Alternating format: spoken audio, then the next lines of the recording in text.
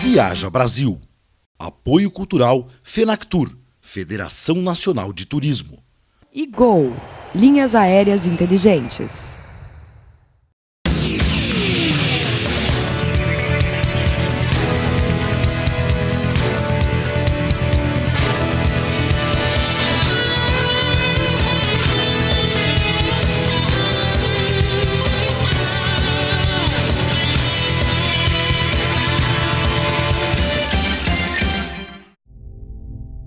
Le Havre renasceu das cinzas.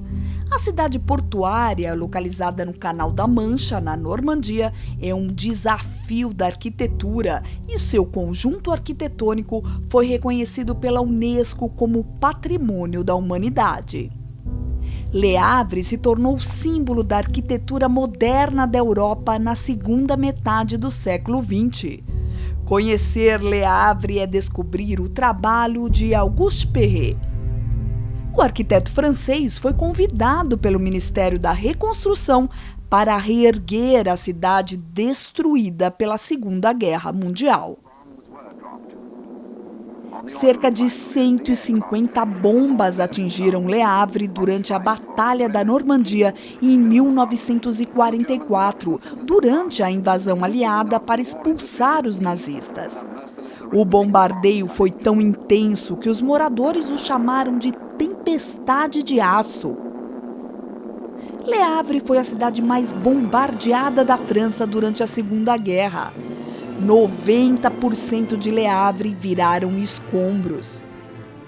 Os dados da Unesco apontam que, além dos soldados, 5.000 civis foram mortos, 80.000 ficaram desabrigados, milhares de casas, todas as igrejas, escolas e hospitais viraram destroços.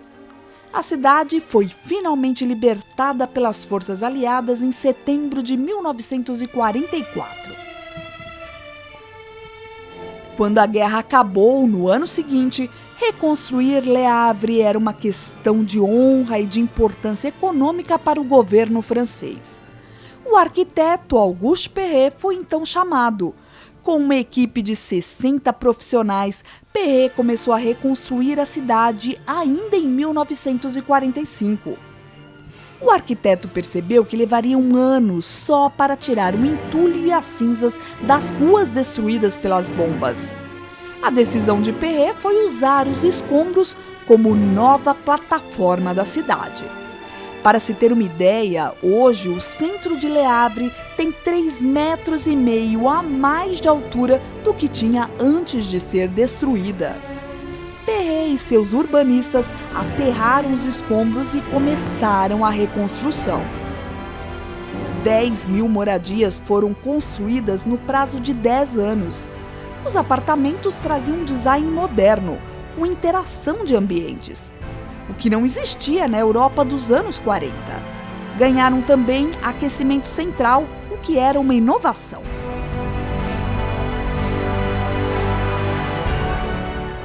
Para reconstruir a cidade de Havre, destruída pela Segunda Guerra Mundial, o Ministério da Reconstrução contratou o arquiteto Auguste Perret, especialista em construções de concreto armado. Uma opção barata, já que foi preciso refazer 10.000 moradias. Para convencer os moradores de Havre de que faria um bom trabalho, Perret criou apartamentos como esse. A luz e o espaço eram muito importantes para Perret. Então, ele fez apartamentos para as famílias com no mínimo de 100 metros quadrados.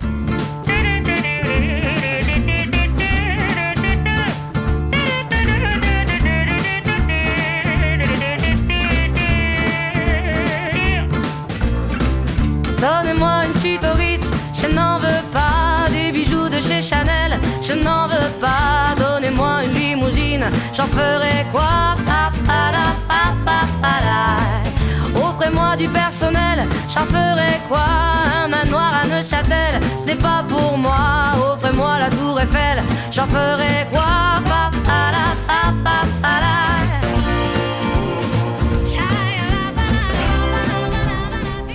O prédio da prefeitura é outro destaque. Do topo, no 17º andar, é possível ter uma vista panorâmica da cidade que foi erguida acima dos destroços da guerra. É de cima que melhor se observa o conjunto da obra de Perret. Dos prédios habitacionais, a chamada Porta Oceânica, prédios e uma larga avenida projetados para impressionar o visitante que chegava pelo mar. A ideia arquitetônica de Perret foi de levantar prédios de linhas retas, formatos retangulares, prédios baixos e sem elevadores. As avenidas se tornaram largas, com enormes praças as separando.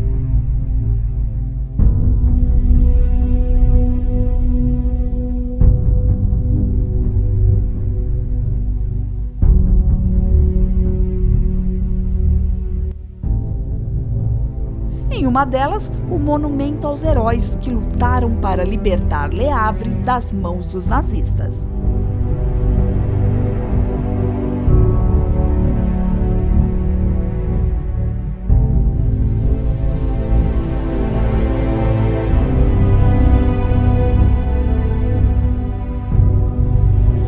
Perret criou um eixo central onde os prédios fossem construídos em harmonia de distribuição dos edifícios.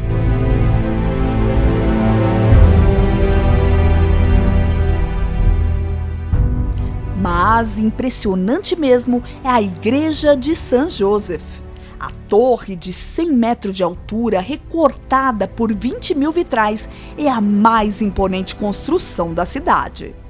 Com todas as igrejas destruídas pela guerra, Perret resolveu levantar uma catedral que nada tinha a ver com as maiores igrejas da Europa, que tinham como base o estilo romano, gótico ou barroco.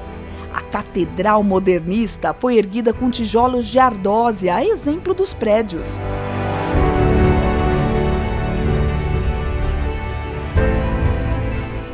No interior, a geometria também impera nos traços do arquiteto.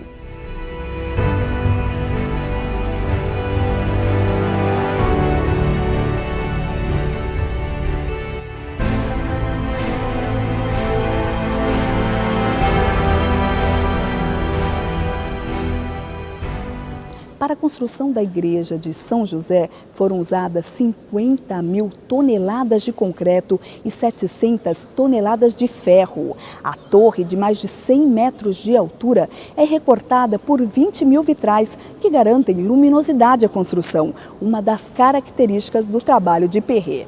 O arquiteto tirou dinheiro do próprio bolso para finalizar o projeto da igreja, mas morreu antes de ver pronta a sua obra-prima.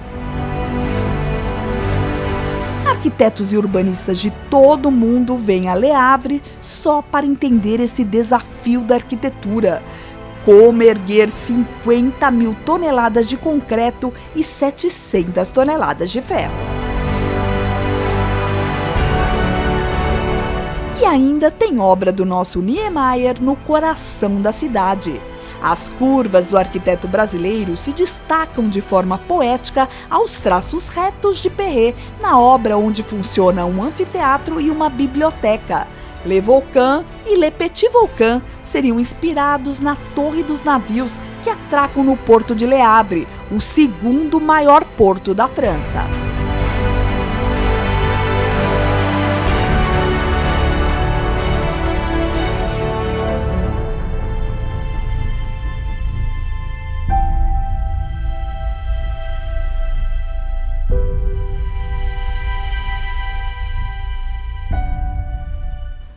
A cidade tem vida agitada. Bares e restaurantes oferecem os melhores peixes e frutos do mar da região. Dá só uma olhada no tamanho deste prato de frutos do mar. Os restaurantes de Le Havre ainda oferecem pratos típicos franceses, como escargots e steak tartare.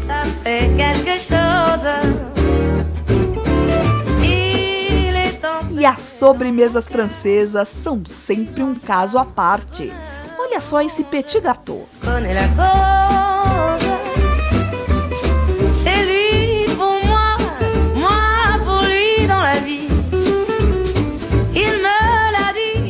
For visiting Le Havre, it's like an experience. You have special city with the modernity. You have the rebuild. The Le Havre was rebuilt in just after the Second World War. The modernity, it's very different as the other cities in Normandy or even in France, because the rebuild was given to one architect, and of course, so it's very important to discover all the parts, the show flat, for instance, the apartment, the Saint-Joseph Church.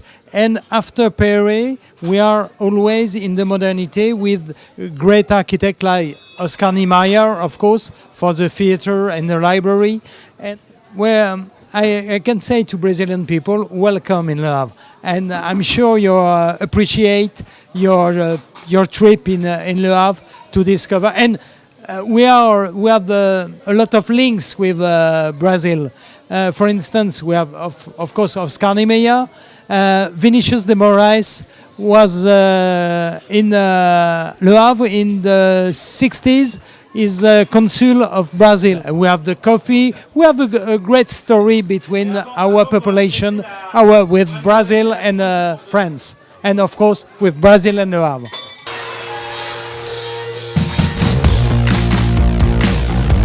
Ir à praia pode ser um pouco complicado para nós brasileiros, acostumados com areia em frente ao mar. Olha só a dificuldade para caminhar entre tantas pedras. Melhor mesmo é curtir o calçadão repleto de lazer, como pistas de skate.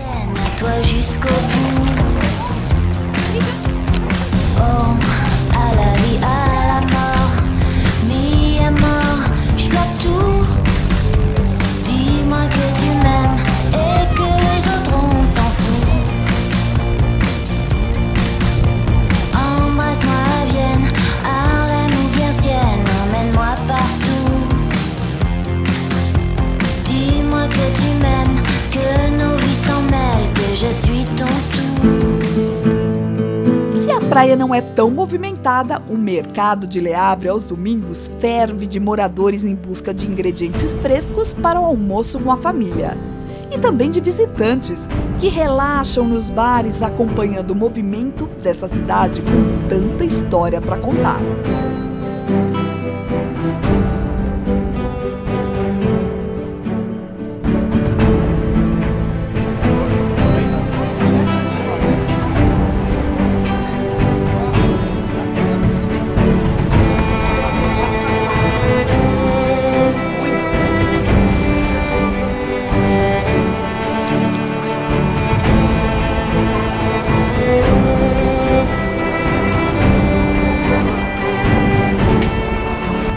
São turistas que se encantam com a arquitetura de Le Havre, exuberante, mesmo sendo construída em tempo recorde.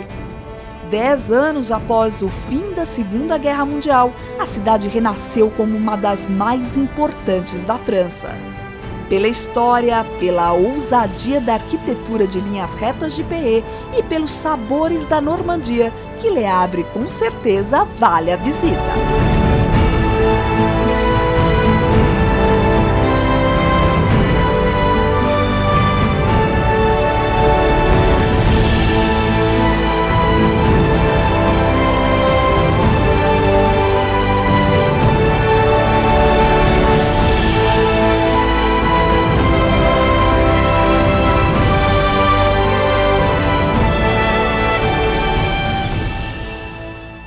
Apoio Cultural FENACTUR, Federação Nacional de Turismo. E Gol, linhas aéreas inteligentes.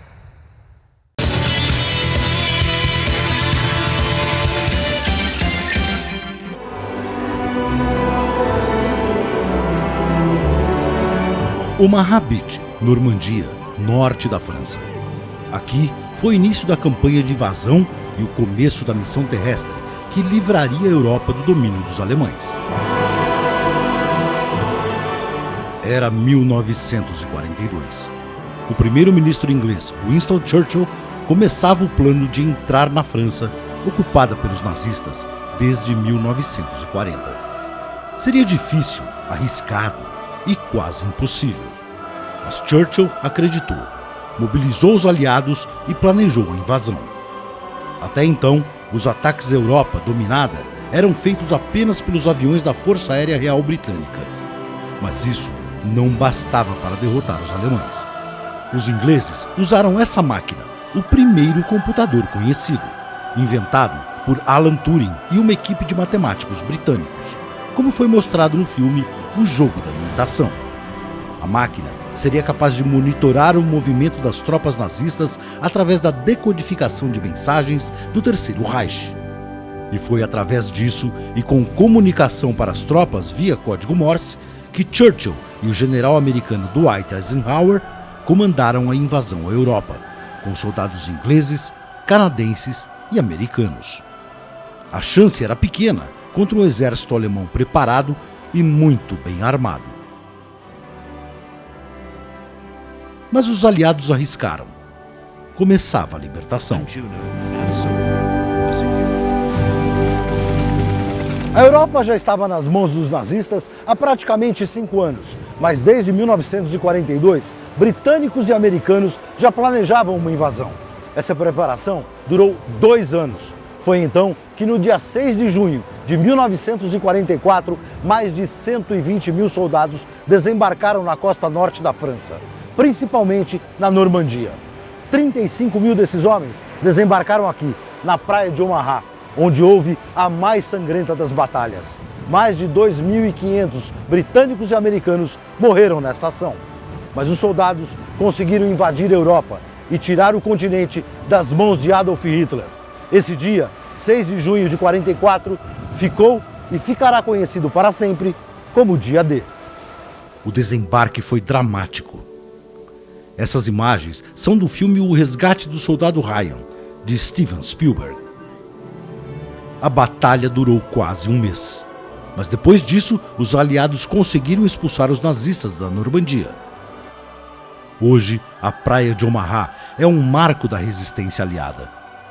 Essa escultura simboliza a coragem e a solidariedade do soldado americano, que nunca deixou seu companheiro para trás.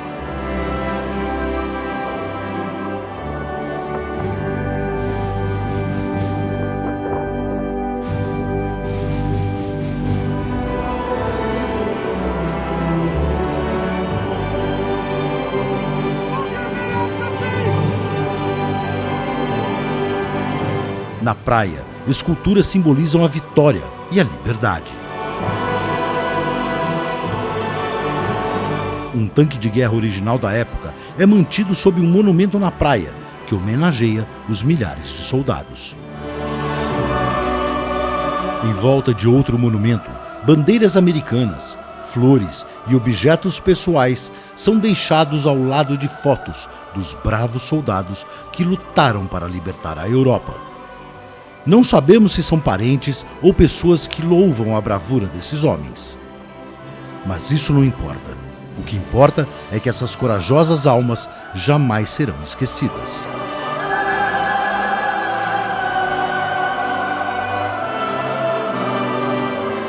Na cidade onde fica a praia de Omaha, há diversos museus da invasão.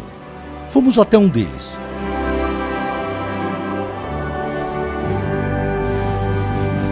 São bonecos de aliados e nazistas. Tanques e outras armas de guerra, rádios de comunicação, rifles, pistolas, uniformes, barracas, documentos, jornais com notícias e situações que os bravos soldados tinham que se submeter na época da invasão. Um verdadeiro retrato do que foi o Dia D.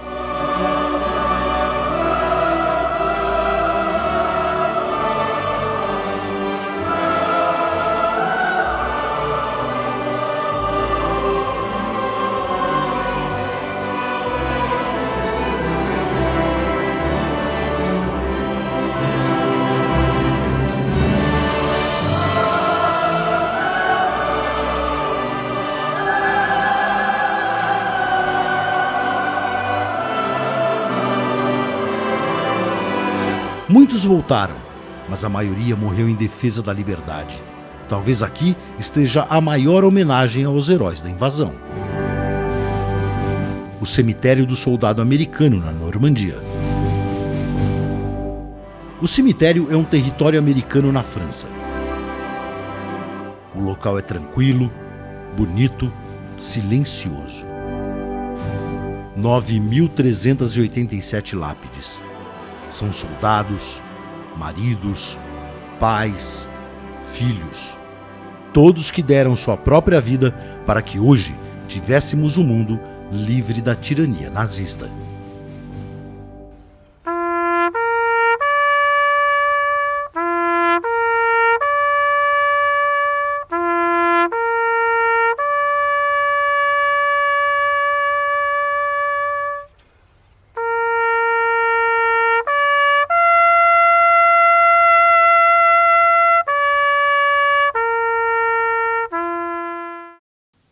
No próximo bloco, tem um dos monumentos mais incríveis da Europa, o Mont Saint-Michel, a imagem mais icônica quando pensamos na Normandia.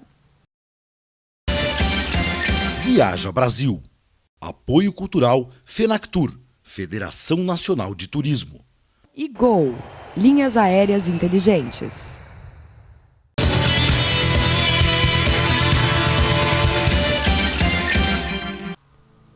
Lá está ele, imponente, no meio do nada. Um monumento que está no meio de um espetáculo da natureza, o vai e vem das marés. Já de longe avistamos a paisagem mais icônica da Normandia, o Mont Saint-Michel. A curiosidade nos leva para perto para desvendar como ele se transformou em um símbolo da identidade da França. Tudo começou no ano 708. Um bispo francês chamado Albert mandou construir um monumento em homenagem a São Miguel Arcanjo, Saint-Michel em francês. Sobre o Monte Tombe, ergueu-se a abadia em nome do anjo. No século X, o Monte Saint-Michel já recebia milhares de peregrinos. Os monges beneditinos se mudaram para a abadia. Mas o monumento se tornaria também uma fortaleza durante a Guerra dos 100 Anos entre ingleses e franceses. Além da religiosidade, o monte se tornou um símbolo de resistência.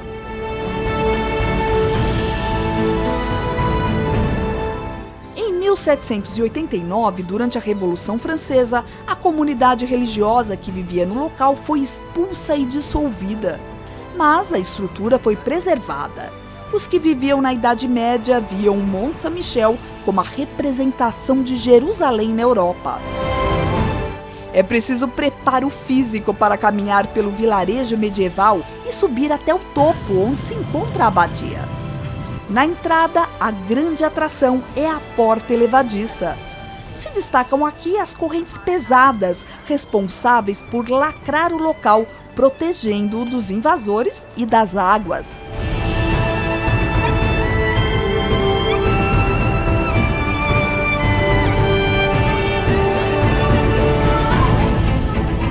Pelo caminho há antigas residências que pertenciam aos abades nos séculos XIV ao XVI.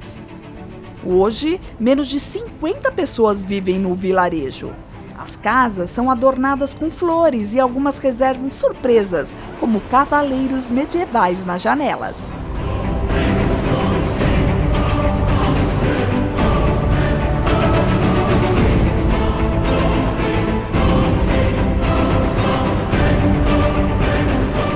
A região murada do Mont Saint-Michel é repleta de becos e vielas, e caminhar pelas ruas estreitas reserva descobertas, como vários pontos de observação. Difícil, estreito. São mirantes de onde é possível ter ideia de como é ermo o local onde foram erguidas as construções no monte.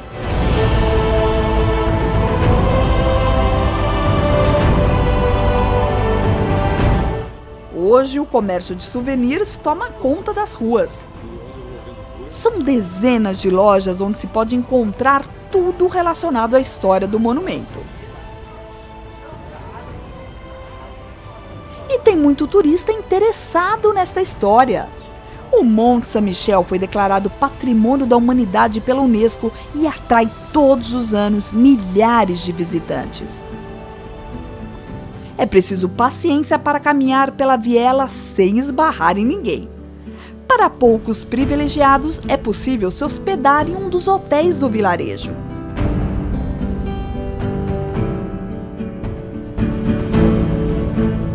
Sem tantos turistas, pode-se apreciar melhor os restaurantes e provar o típico prato da região, o omelete do La Mer Polar. Aliás, reza a lenda que a receita do omelete, como conhecemos, nasceu aqui mesmo, neste hotel do Mont Saint-Michel. Seguindo adiante, encontramos dezenas de peregrinos se preparando para a missa na pequena igreja de Saint-Pierre.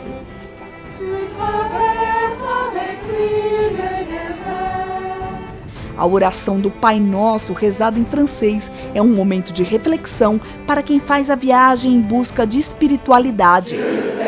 A fé dos peregrinos contagia todos os turistas que ajudam a lotar a capela.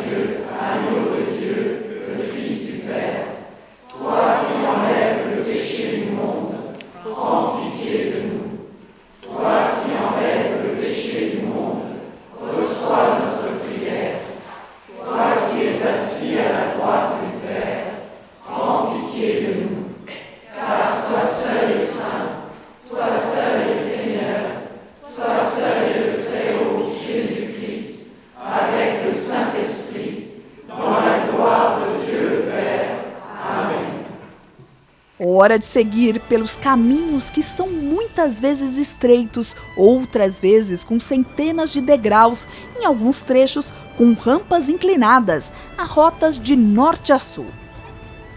Todos esses caminhos levam a um só lugar, a Abadia de Saint-Michel. Na igreja há salas imensas, desde a Sala dos Cavaleiros até a Capela de Saint-Étienne, que guardam desde relíquias até ossos de monges.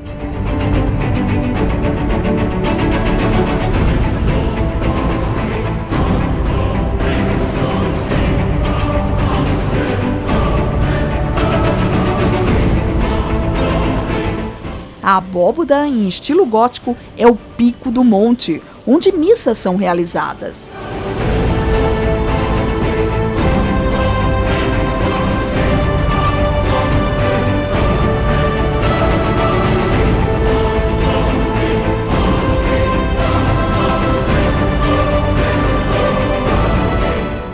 Topo de tudo, a estátua de Saint-Michel, dourada, imponente sobre a Normandia, na França.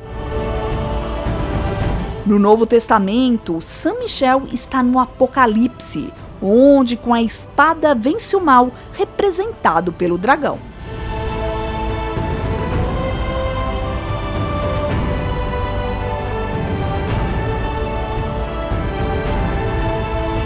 Aqui, mais uma demonstração de como o local é inóspito.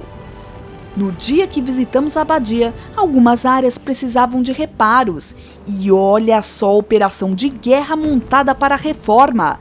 Helicópteros foram usados para levar material de construção até o topo do monte. E como se não bastassem as curiosidades do vilarejo medieval e da imponente abadia, o Mont Saint-Michel ainda reserva um espetáculo da natureza. Além da belíssima construção medieval, uma das grandes atrações aqui do Mont Saint-Michel é a Dança das Marés. Aqui onde estou, por exemplo, daqui a pouquinho vai ser tomado pelas águas. Não se sabe ao certo quando aconteceu. Se foi desde que o continente europeu se formou ou se as mudanças climáticas e nas marés fizeram esse espetáculo. O fato é que diariamente o mar chega e inunda o entorno do Mont Saint-Michel. Já de longe é possível ouvir a maré que vai se aproximando. As águas podem atingir uma velocidade de até 15 km por hora. Um show das águas que inundam o entorno do monte e transforma o monumento em um lugar único na Terra.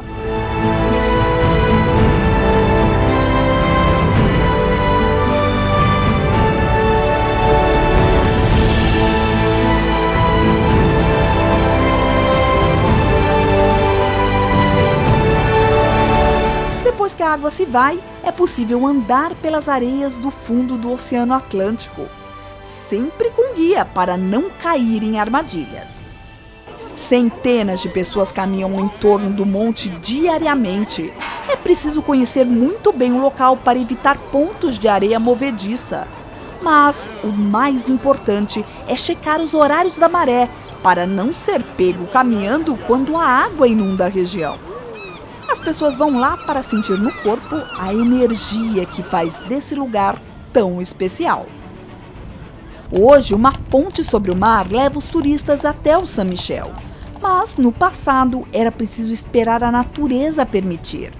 É por isso que o local resistiu à Guerra dos 100 Anos. Graças à dança das marés, o forte frequentemente ficava cercado de água, o que fazia o local ser impenetrável. Seja para energizar o corpo, pela fé, para revigorar o espírito, ver a dança das marés ou conhecer essa maravilhosa construção da Idade Média, visitar o Monte Saint-Michel é uma atração imperdível na Normandia. Terra de milhares de soldados guerreiros que libertaram a Europa das mãos dos nazistas. Terra de Saint-Michel, o guerreiro de Deus.